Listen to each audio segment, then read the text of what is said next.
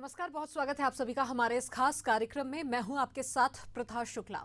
दावे और तैयारी, जी हां, यही बात अक्सर हर एक राज्यों में इन दिनों यहाँ चर्चा का विषय बनी हुई है और यही सवाल लगभग हर किसी के मन में आ रहा है, क्योंकि समय है विधानसभा चुनाव के बाद लोकसभा चुनाव का, जिसकी तैयारियों को लेकर सभी राजनीतिक दल एड़ी चोटी का जोर लगा रहे हैं, पुरजोर कोशिश कर रहे हैं कि किसी तरह से वो सीट को अपने कब्जे पर ले लें। और यही हालात छत्तीसगढ़ में भी देखने को मिल रहे हैं। छत्तीसगढ़ में भी कमोबेश ऐसे ही हालात है, यही स्थिति है। यहाँ पर भी लोकसभा चुनाव होने वाले हैं और यही वजह है कि छत्तीसगढ़ में लोकसभा चुनाव की आहट को देखते हुए बीजेपी और कांग्रेस तैयारी में जुट गई है, क्योंकि लोकसभा चुनाव को लेकर आचार संहिता कभी भी लग सकती है। लिहाजा बीजेपी एक के बाद एक बैठकें कर रही है, कभी क्लस्टर प्रभारियों की तो कभी चुनाव समिति की। दूसरी तरफ में विधानसभा चुनाव में करारी शिकस्त के बाद कांग्रेस कुछ सुस्त नजर आ रही है। अकेले प्रदेश अध्यक्ष दीपक बैज कमान संभाले हुए हैं। बैज सभी जिलों का दौरा कर रहे हैं, कांग्रेस कार्यकर्ताओं को फिर से सक्रिय किया जा सके। दोनों दल अपनी अपनी जीत के दावे कर रहे हैं, मगर जमीनी सच्चाई क्या है, आज हम इसी मुद्दे पर चर्चा करेंगे। लेकिन उससे पहले सत्ता पक्ष और विपक्ष का क्या कुछ कहना है, आइए आपको सुनाते हैं।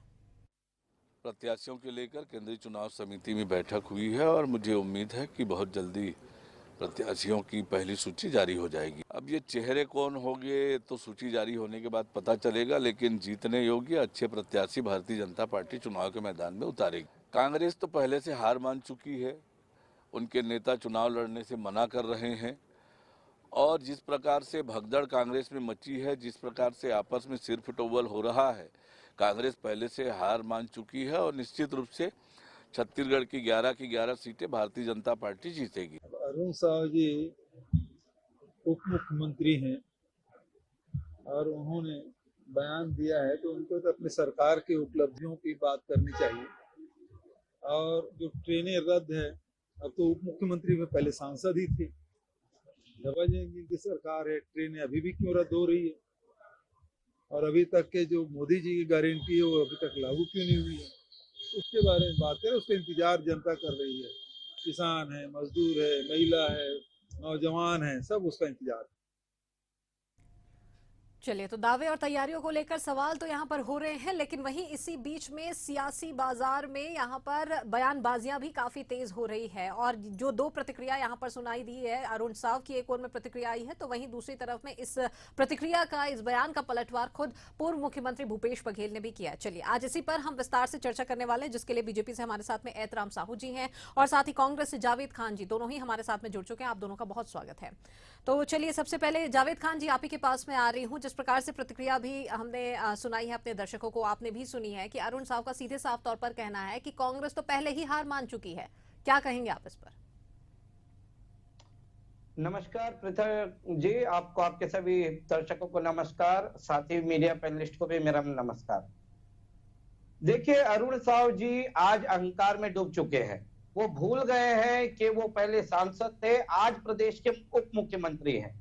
आज लोकसभा का चुनाव सर पर है। अगर उन्हें कुछ बात करनी चाहिए तो प्रदेश में जो 9 सांसदों को प्रदेश की जनता ने चुन करके लाया, उनके बारे में बात करनी चाहिए थी। उनकी रिपोर्ट कार्ड सामने में उनको रखना चाहिए कि इस 5 साल में वो सांसद क्या किए और वो स्वयं सांसद के रूप में क्या किए, छत्तीसगढ़ की जनता क्या उपलब्धि किए।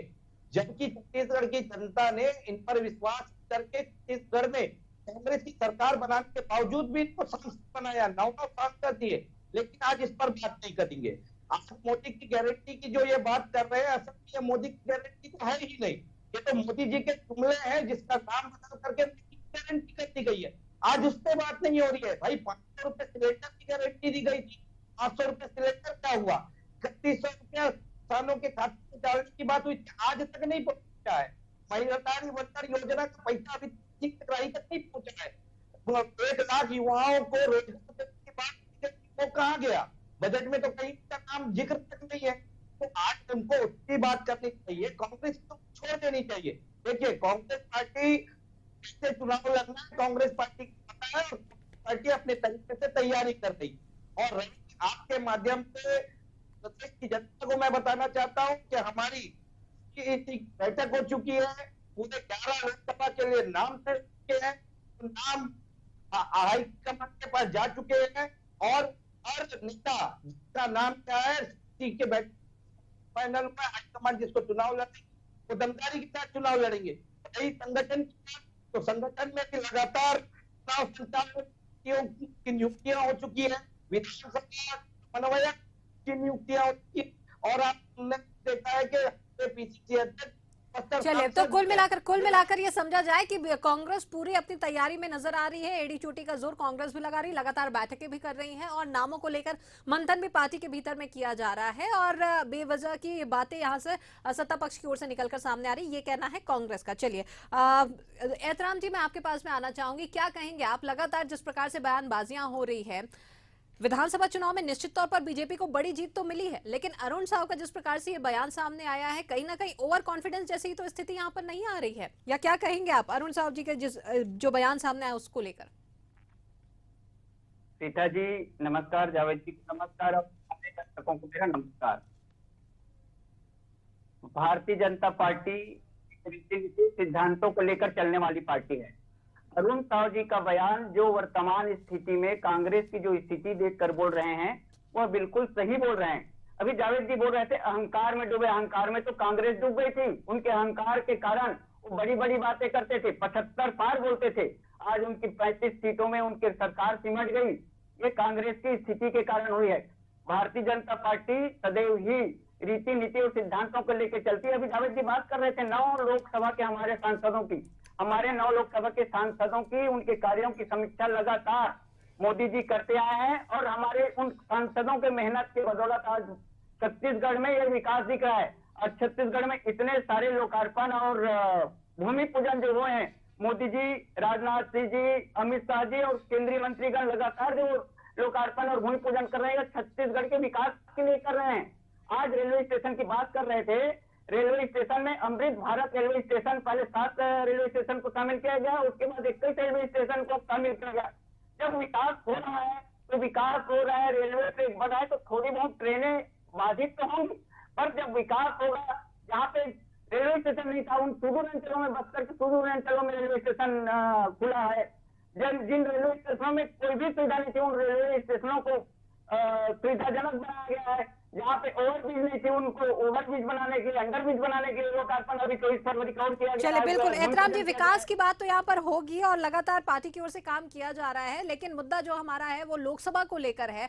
कितनी और कैसी तैयारी है बीजेपी की? क्योंकि खबर निकल कर ये सामने आ रही थी कि कभी भी बीजेपी प्रत्याशियों के नामों का ऐलान कर सकती है, क्योंकि कल जिस प्रकार से लगातार और एक बड़ी बैठक दिल्ली में आलाकमान के बीच में हुई है, इसी के बाद से कयास काफी तेज है कि कभी भी नामों का ऐलान हो सकता है। इसको लेकर आपकी क्या प्रतिक्रिया है, क्या कहना चाहेंगे आप? सीता जी, कल हमारी केंद्रीय समिति की बैठक हुई है, क्योंकि भारतीय जनता पार्टी में दावेदारों की संख्या बहुत है और भारतीय जनता पार्टी एक ऐसी पार्टी है जो फर्श से अर्श तक ले जाती है। कोई भी छोटे से कार्यकर्ता को उसके कार्यों को देखकर उन्हें प्रत्याशी बनाया जाता है। इसलिए भारतीय जनता पार्टी में हमारे दावेदारों की संख्या बहुत है। कल हमारी केंद्रीय चुनाव समिति की बैठक दिल्ली में हो गई है। 4 से 6 सीटों का घोषणा बहुत जल्दी होने वाला है और बाकी सीटों की भी घोषणा बहुत जल्दी हो जाएगी। भारतीय जनता पार्टी पूरी तैयारी में है और बहुत जल्दी हमारे प्रत्याशियों की घोषणा हो जाएगी। एक और सवाल एहतराम जी आपसे ये भी था कि जिस तर्ज पर विधानसभा चुनाव के वक्त बीजेपी ने टिकट वितरण किया था, प्रत्याशियों के नामों का ऐलान किया था, उन सीटों पर पहले बीजेपी ने फोकस किया था जहां पर बीजेपी कुछ कमजोर है। खबर अभी ये भी आ रही है कि लोकसभा सीटों के लिए भी यही स्ट्रेटेजी, यही योजना यहाँ पर अपनाई जाएंगी और हो सकता है कि ऐसे ही कुछ सीटों पर जहां पर बीजेपी 11 सीटों में अपने आप को जो कमजोर देख रही है, उन सीटों पर पहले नामों का ऐलान हो सकता है। संभावना है, ऐसा हो सकता है। केंद्रीय चुनाव समिति हर बारीकियों पे अपना नजर रखे हुए है। भारतीय जनता पार्टी के जो कार्य योजना के कारण हम सारे 11 की 11 सीटें छत्तीसगढ़ में जीतेंगे, ये हमारे सारे कार्यकर्ताओं का आत्मविश्वास है। चलिए, सभी कार्यों का जी भाजपा कांग्रेसी है, पर जो जनता है वो जनता कार्यों को देखकर वोट देती है। मोदी जी के 10 साल के कार्यों में पूरे देश की जनता मोदी को वोट देने के लिए आतुर है। इसलिए भारतीय जनता पार्टी उनके कार्यों में खड़ा उतरे ऐसे प्रत्याशी चुनाव मैदान में उतार रही है। चलिए जावेद जी, आपके पास में आ रही हूँ। बीजेपी की क्या स्ट्रेटेजी है, क्या योजनाएं हैं इस चुनाव को लेकर, ये तो हमने उनसे समझने की कोशिश की है।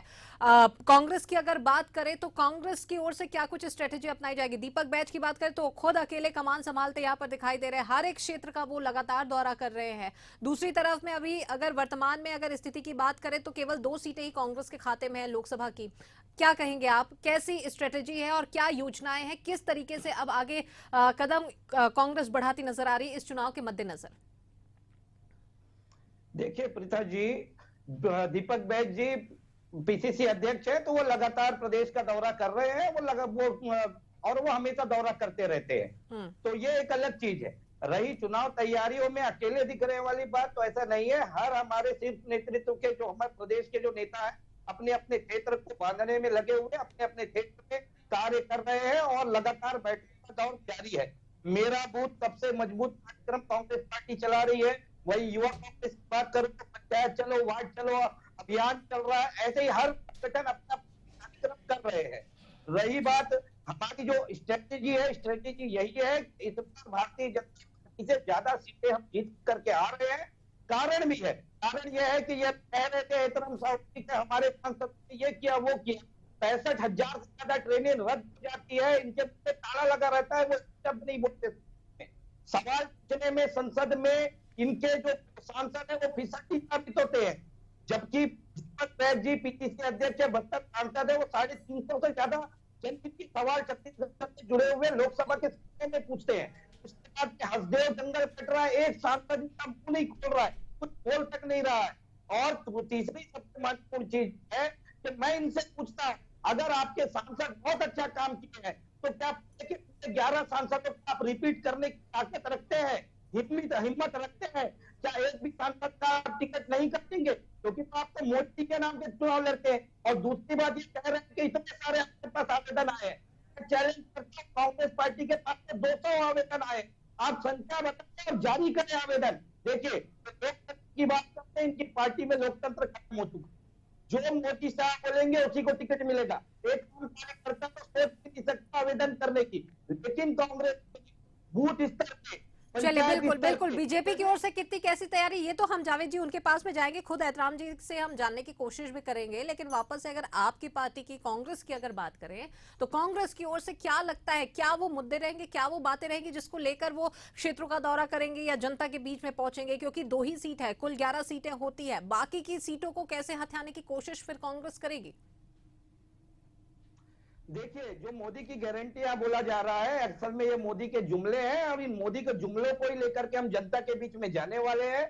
चाहे विधानसभा चुनाव के बाद में ये जो जुमले फेंके गए थे, जो आज तक पूरे नहीं हुए, उसको लेकर के जाएंगे। और 10 साल से मोदी जी ने बहुत सारे जुमले दिए थे। बहुत हुई महंगाई की मार, अब की बार मोदी सरकार, महंगाई कहाँ कम हुई? महंगाई तो 4 गुना बढ़ गई है। वही अगर आप भी एक महिला है, मैं एक आंकड़ा रखना चाहता हूँ।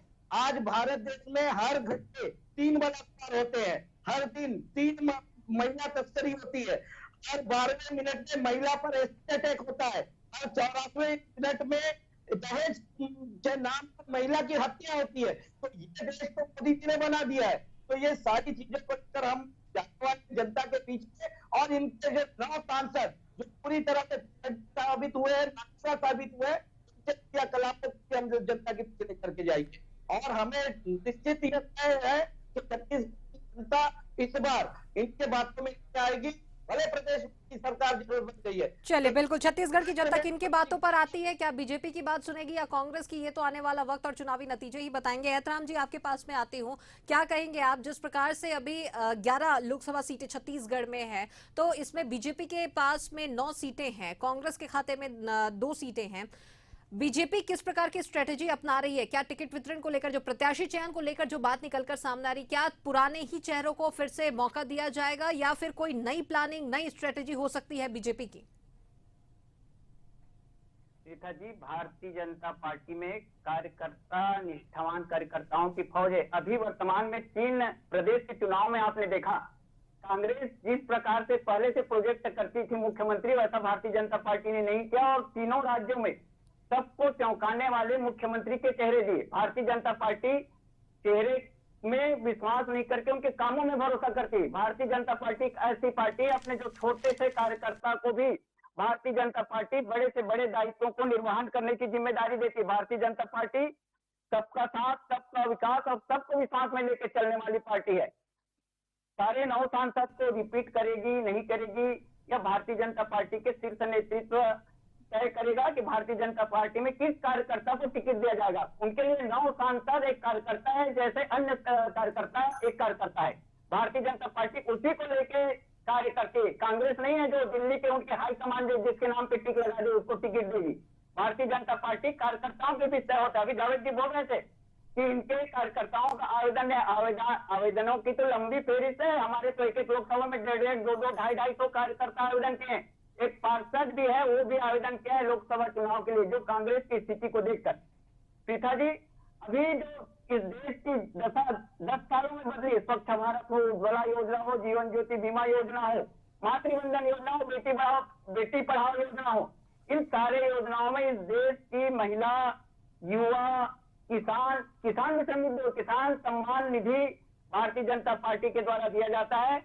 और ये भारतीय जनता पार्टी फसल बीमा योजना, यानी हर वर्ग को आगे बढ़ाने के लिए भारतीय जनता पार्टी की 10 साल चलिए, हर वर्ग को साधने की कोशिश भारतीय जनता पार्टी तो लगातार कर रही है। जी एहतराम जी, हर वर्ग को साधने की कोशिश बीजेपी लगातार कर रही है। जावेद जी, मैं आऊंगी आपके पास में, लेकिन एक सवाल पहले एहतराम जी आपसे है।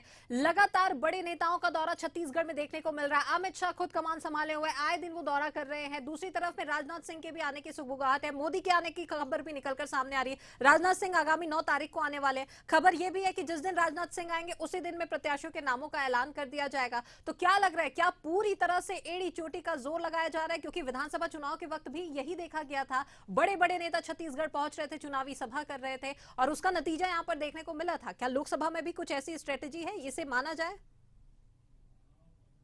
बिल्कुल, भारतीय जनता पार्टी इस देश के विकास, इस प्रदेश के विकास और इस प्रदेश की तरक्की के लिए लगा हुआ है जी। इसीलिए तो विधानसभा चुनाव के पहले भी बहुत सारे जो कार्यों का भूमि पूजन, लोकार्पण हुआ। अभी भी छत्तीसगढ़ को बड़ी बड़ी सौगात दे रहे हैं। और राजनाथ सिंह जी रक्षा मंत्री हैं, अमित शाह जी पूर्व राष्ट्रीय अध्यक्ष है, गृह मंत्री हैं, हमारे मोदी जी प्रधानमंत्री, निश्चित रूप से आके हमारे उत्साहवर्धन कर रहे हैं, छत्तीसगढ़ को बड़ी बड़ी सौगात दे रहे हैं। तो निश्चित रूप से उनको आना भी चाहिए और इस देश की जनता को, इस प्रदेश की जनता को सौगात भी देना चाहिए। उनको समझाना भी चाहिए कि इस देश में कैसे कार्य किया जाता है, बता भी रहे हैं वो। चलिए, बिल्कुल। जावेद जी, मैं आपके पास में आती हूँ। आप कुछ कहना चाह रहे थे उस वक्त, लेकिन आपसे भी सवाल यही है जिस प्रकार से अभी एहतराम जी से भी मैंने सवाल किया है। बड़े नेता बीजेपी के तो आ रहे हैं, क्या अब उनका जवाब कांग्रेस भी बड़े नेताओं को यहाँ पर बुलाकर देना चाहेगी? प्रीता जी, सबसे पहले तो थोड़ा सा इस पे करेक्शन करिए। बड़े नेता जो भारतीय जनता पार्टी के आते हैं, उनके आने से पहले ईडी, सीबीआई, आईटी ये सब आती है। आज आईटी, ईडी, सीबीआई को अगर हटा दिया जाए ना, तो देश में भारतीय जनता पार्टी किसी भी राष्ट्रीय दल के खिलाफ चुनाव तक नहीं लड़ सकती। उनकी हिम्मत नहीं है, पहली चीज। दूसरी बात अगर मैं कहूं, हमारे नेता तो देखिए, संगठन है, जब चुनाव होगा लगातार हमारे स्टार प्रचारक की जब सूचियां जारी होंगी तो सब आएंगे। चुनाव को चुनाव की तरह से लड़ा जाता है, उसी तरह से लड़ा भी जाएगा। दूसरी सबसे बड़ी बात ये जो अभी कह रहे थे कि हमारे पास 200, 400 हमारे पास फॉर्म आए हैं, तो भाई प्रदेश अध्यक्ष दीपक बैज जी ने तो चैलेंज किया है, दिखाइए ना आपके कौन से कितने फॉर्म आए हैं। और तीसरी सबसे बड़ी बात ये जो कह रहे हैं ना कि एक कार्यकर्ता को उठा करके हम मुख्यमंत्री बनाते हैं, तो कार्यकर्ता को उठा करके नहीं बनाते हैं एहतराम साहू जी, रिमोट कंट्रोल जैसे आदमी को उठा करके मुख्यमंत्री बनाते हैं। मध्य प्रदेश में शिवराज सिंह चौहान मोदी जी के प्रतिद्वंदी थे, उन्हें हटा दिया गया, उन्हें साइड लगा दिया गया। राजस्थान में वो जो मुख्यमंत्री की प्रबल दावेदार थी वसुंधरा राजे सिंधिया, जो मोदी जी की कट्टर प्रतिद्वंदी थी, उन्हें हटा दिया गया, साइड लगा दिया गया। तो कुल मिलाकर के आप जो लोकतंत्र की बात कर रहे हैं, आपकी पार्टी में खत्म हो चुकी है। और सुप्रीम कोर्ट ने भी बता दिया कि आपकी पार्टी में किस तरह से लोकतंत्र खत्म हुआ है। जो अभी इलेक्ट्रॉल बॉन्ड के माध्यम से 6000 करोड़ रुपया आप लोगों ने चंदे के रूप में पाया है ना, ये चंदा कोई और नहीं दिया है, देश के बड़े उद्योगपति दिए, जिन्होंने 6000 करोड़ रुपया देकर के भारतीय जनता पार्टी को खरीद लिया है और इसे बेचने का काम मोदी जी और अमित शाह जी ने किया है। इस पर तो एहतराम साहू जी जैसे निष्ठावान कार्यकर्ताओं को विचार करना चाहिए। क्या आज उनकी पार्टी स्वतंत्र है? आज उनकी पार्टी बड़े उद्योगपतियों के हाथ में बिक चुकी है। दीपक बैज जी का ये बयान सामने आया था कि लोकसभा चुनाव लड़ने के लिए 200 से ज्यादा आवेदन आए हैं, तो क्या लगता है ये फिर कैसी चुनौती होगी या सिलेक्शन किस आधार पर और कैसे किया जाएगा? यहां पर प्रत्याशी चयन को लेकर कांग्रेस की क्या स्ट्रेटेजी रह सकती है? देखिए, हमारी जो स्क्रीनिंग कमेटी है, स्क्रीनिंग कमेटी अपने स्तर पर कार्य कर रही है, सर्वे अलग चल रहे हैं। जो नेता जीतने के लायक होगा, जो कार्यकर्ता जीतने के लायक होगा, उसे हम निश्चित तौर पर हम आगे बढ़ाएंगे और उसको टिकट भी देंगे और वो जीत करके भी आएगा। भारतीय जनता पार्टी ने विधानसभा में के समय में जो हमारे भीमा मंडावी थे स्वर्गीय, उनकी पत्नी को टिकट नहीं दिया और आज जब लोकसभा में उनको चेहरा नहीं मिल रहा है तो उनका नाम को आगे कर रही है। क्यों? क्योंकि सहानुभूति वोट चाहिए। लेकिन कांग्रेस पार्टी मुद्दों पर चुनाव लड़ती है, मुद्दों के दम पर चुनाव लड़ती है। तो आप निश्चिंत रहे, प्रदेश ऐसे हमारे तरफ से चेहरे मिलेंगे जो उनकी आवाज दिल्ली में उठाएंगे। मैं आपको एक चीज बताना चाहता हूं, स्मिता जी बस्तर लोकसभा से लगातार 20 साल से भारतीय जनता पार्टी के सांसद रहे, कश्यप परिवार से रहे। आज वही कश्यप परिवार छत्तीसगढ़ सरकार में मंत्री भी है, पर लेकिन उस कश्यप परिवार के द्वारा कभी दिल्ली में बस्तर को लेकर के आवाज नहीं उठाई गई। लेकिन पिछले 5 साल में बस्तर के सांसद दीपक बैज जी ने बस्तर को लेकर के बहुत सारी आवाज उठाई, बहुत सारे सवाल पूछे। उसी का कारण यह है कि आज बस्तर में बहुत सारी योजनाएं चालू हो सकी है। आज बस्तर को कनेक्टिविटी की आवश्यकता है। लगातार विमान सेवा के लिए दीपक बैज जी ने आवाज उठाई, तब कहीं जाकर के आज बस्तर में विमान सेवा सुचारू रूप से चल रही है। आज बस्तर में रेल सेवा की आवश्यकता है। 2015 में जब बीजेपी की सरकार थी, प्रधानमंत्री मोदी जी ने आकर के दिल्ली राजहरा जगदलपुर रेल मार्ग को हरी झंडी दिखाई थी और पूरे प्रदेश की जनता को यह आश्वस्त किया था कि 2021 में ये रेल लाइन बनकर तैयार हो जाएगी और ट्रेन चालू हो जाएगी। कहाँ है भैया? लेकिन जी जावेद जी कार्यक्रम के आखिर में है, समय की कुछ कमी है। एक आखिर सवाल आपसे ये है, विधानसभा चुनाव में एक बड़ी हार और चौंका देने वाली हार का सामना खुद कांग्रेस पार्टी को यहाँ पर करना पड़ा था, तो अब क्या लगता है लोकसभा चुनाव को कितनी ज्यादा चुनौतीपूर्ण तरीके से कांग्रेस देख रही है और किस तरह से झूठ फरेब और पूर्ववर्ती सरकार को बदनाम करके लोगों को भ्रमित करके ये सरकार में आए हैं। अब हम इनके भ्रम को तोड़ने के लिए जो ये झूठ फरेब फैलाए हैं उसे दूर करने के लिए जनता के बीच में जा रहे हैं और जनता भी कहीं ना कहीं इस 2 महीने में समझ गई है। आपने देखा पूर्व में एक सभा में किस तरह से वर्तमान मुख्यमंत्री का बड़ी जनसभा में जनता ने विरोध कर डाला, उठ करके खड़े हो गए, क्योंकि उन्होंने जनता को भी अब समझ में आ रहा है कि ये सिर्फ हमें झूठ बोल करके और लोक लुभावन वादे करके हमारे बीच में आए हैं। अगर हमारे लिए कोई किसी ने कुछ किया है और भविष्य में कुछ कर सकता है तो कांग्रेस ही है। भूपेश बघेल की जैसी सरकार थी वैसी भूपेश बघेल के जैसे सांसद आज निकल करके आएंगे छत्तीसगढ़ से, वही केंद्र में हमारी आवाज भी उठाएंगे और कांग्रेस की सरकार बनेगी तो छत्तीसगढ़ का विकास भी होगा। चलिए, छत्तीसगढ़ के विकास की बात आ रही है लेकिन वो सिर्फ कांग्रेस कर सकती है, ये बात कही जा रही है। एतराम जी, आप क्या कहेंगे? अंतिम प्रतिक्रिया बहुत संक्षेप में, क्योंकि कांग्रेस की क्या कुछ स्ट्रेटेजी है, कितने ताकत के साथ में, कितने चुनौतीपूर्ण ये हालात हैं उनके लिए, ये तो उन्होंने बता दिया है, ये तो हमने समझ लिया है। बीजेपी किस ताकत के साथ में, किस स्ट्रेटेजी के साथ में आने वाली, अंतिम प्रतिक्रिया बहुत संक्षेप में।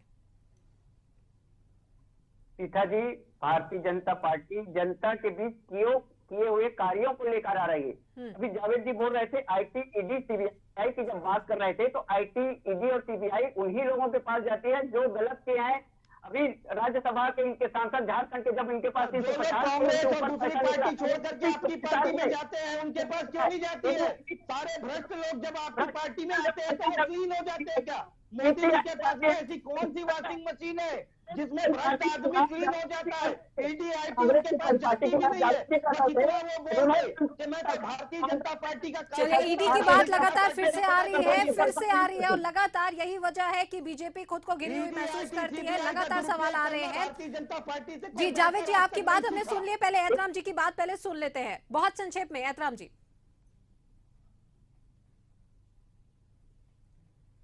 जी, आवाज मिल पा रही है आपको? चलिए, लगता है संपर्क उनसे टूट गया है, समय की भी कमी है हमारे पास में। तो चलिए, लगातार ईडी और सीबीआई की जांच को लेकर भी बीजेपी पर लगातार सवाल विपक्ष यहां पर उठाता रहा है। और आज की भी अगर बात करें तो आज भी छत्तीसगढ़ में बालोद में यहां पर जिस प्रकार से ईडी ने दबिश दी है और यहां पर कांग्रेस नेता के घर पर और व्यापारी के घर पर जो ठिकाना मारे गया है, दस्तावेज खंगाले जा रहे, पूछताछ हो रही, तो इससे एक बार फिर बीजेपी सवालों के घेरे में चढ़ती नजर आ रही है। लेकिन इसके इतर आज की ये जो हमारी चर्चा थी जिसमें हमने आने वाले समय में होने वाले लोकसभा चुनाव को लेकर जो विस्तार से चर्चा की, जिसमें बीजेपी का क्या कुछ कहना है, कांग्रेस के कितने कुछ दावे हैं, ये सब हमने जानने की, समझने की कोशिश की है। आप दोनों ही मेहमान हमारे साथ में जुड़े हुए थे, इस चर्चा का हिस्सा बनने के लिए बहुत शुक्रिया आप दोनों का। तो दावे और तैयारियां कितनी हैं, कांग्रेस के लिए कितनी चुनौती है विधानसभा चुनाव में हार के बाद, और विधानसभा चुनाव में जीत के बाद में अब कितनी कठिनाइयां बीजेपी को सामना करना पड़ रहा है, ये सब हमने विस्तार से जानने की और समझने की कोशिश की है। लेकिन दावे और वादे दोनों ही पार्टियों के अपने अपने हैं, और आश्चर्य की बात यह भी है कि दोनों ही पार्टियां अपनी अपनी जीत को लेकर काफी आश्वस्त नजर आ रही है। अब देखना यह होगा कि धुआंधार रैली, प्रचार प्रसार जो पार्टी की ओर से किया जा रहा है, बड़े नेता जो पार्टी की कमान यहां पर केंद्रीय नेतृत्व जो संभालते नजर आ रहे हैं, इनका किस प्रकार से और व्यापक परिणाम देखने को मिलता है आने वाले समय में होने वाले लोकसभा चुनाव में, ये तो वक्त बताएगा और चुनावी परिणाम बताएंगे। इसी के साथ आज के हमारे इस खास बुलेटिन में फिलहाल इतना ही। देश और दुनिया की ताजा अपडेट्स के लिए आप देखते रहिए एशियन न्यूज। नमस्कार।